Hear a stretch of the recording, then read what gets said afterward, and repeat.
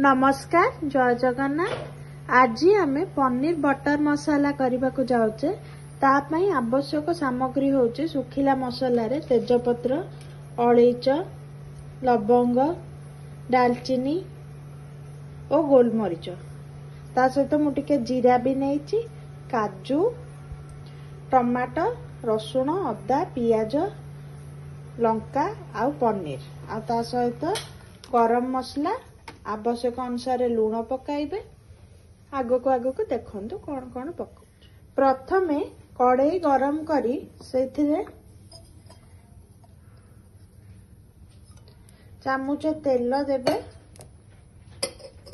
और ता सहित गोटे स्पून अनुसार बटर देबे निश्चय, कहना हम पनीर बटर मसाला करूचे ता टेस्ट आसी। से आम जहाँ सब सुखिला मसला रखीचे जमती कि जीरा, तेजपत्र, दालचीनी, लवंग, अलैच और गोलमरीच को देदेवे।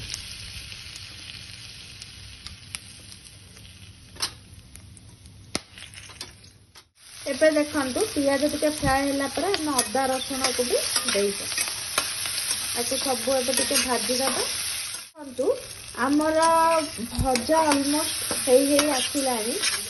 एबे हमें एथिरे टिके चीनी, लूण आवश्यक अनुसार लूण देबे, चीनी देबे आउ हळदी गुंड, लंका गुंड देबे।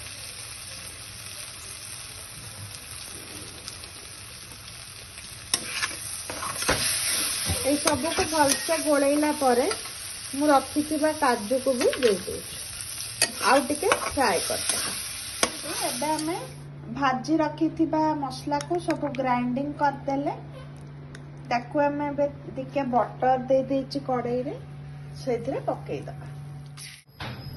देखंतु एबे हमें से मसला को बटर रे पकेइला परे सेथिरे लंका गुंड, धनिया गुंड, कस्तूरी मेथी और टिके मीट मसला देबे। मीट मसला द्वारा यार स्वाद टिके भल बढ़िबो। टिके लूण चाखिकी देबे आउ जीरा गुंड। जहाँ जहाँ मसला मैं आपण मानक मेंशन कली सब एथे पकेइली। नाकु सब टिके भलसे घांटी देबे।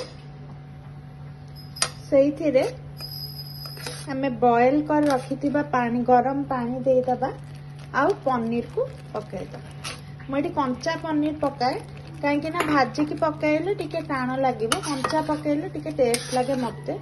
आपण मानको जदी कंचा पनीर भल लगे ना टिके हल्का भाजी देकी पकाई।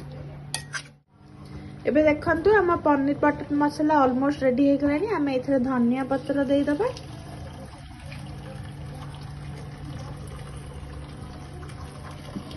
आउ चुल्ली को घांटीला परे धनिया पत्र बंद कर दबा। रहिली जय जगन्नाथ। नमस्कार। लाइक शेयर कमेंट निश्चय करेंगे, घरे करी खाइबे और किपर लगिला निश्चित कमेंट माध्यम रे जणाइबे।